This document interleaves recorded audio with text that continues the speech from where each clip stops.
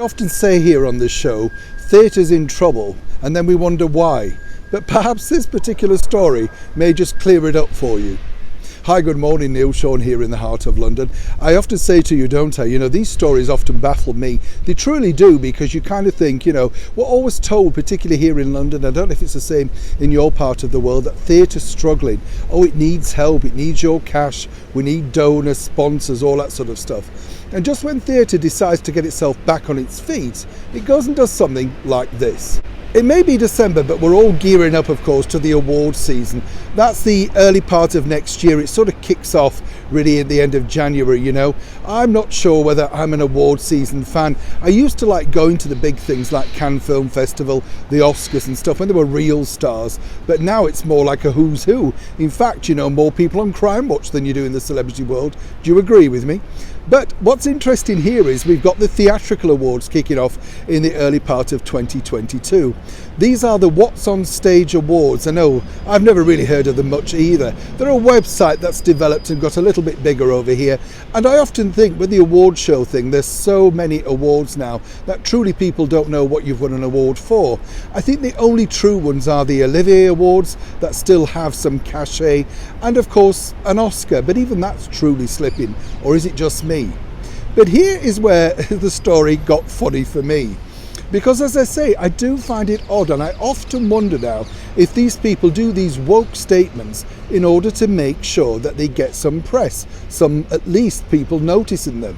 So the What's on Stage Awards now have decided that you're not going to be Best Actor or Best Actress, but apparently female identifying as female or male identifying as male.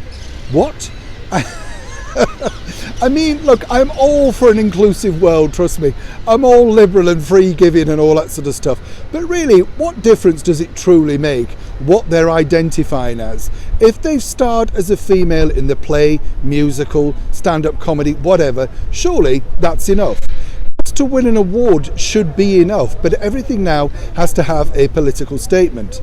What I find interesting as well with these particular What's on Stage Awards, they truly rely on sponsorship, So of course sponsorship people do look at the public mood and think, well, what would the public think to this?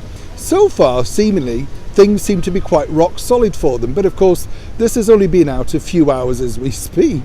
But I do kind of think that a lot of these people trying to create the woke world that nobody wants to live in, other than the media lovey types, they will find very soon they'll either crumble and sponsors won't back them, because the consensus is the general public don't like change. It doesn't matter what you do, they just do not want to be moved. So consequently, if they stop supporting it, then of course these woke situations will go away. Now, as I've said before, I've actually never won an award for anything. No surprises there. Well, my cycling proficiency, I can boast about that still. But yes, I've never actually won an award. So I find it interesting to think that even if you win an award now, you're going to be announced from the stage as identifying as. You know what? If I'd have won an award or even a nomination, I'd be rushing up to the stage, and I truly wouldn't care what they called me.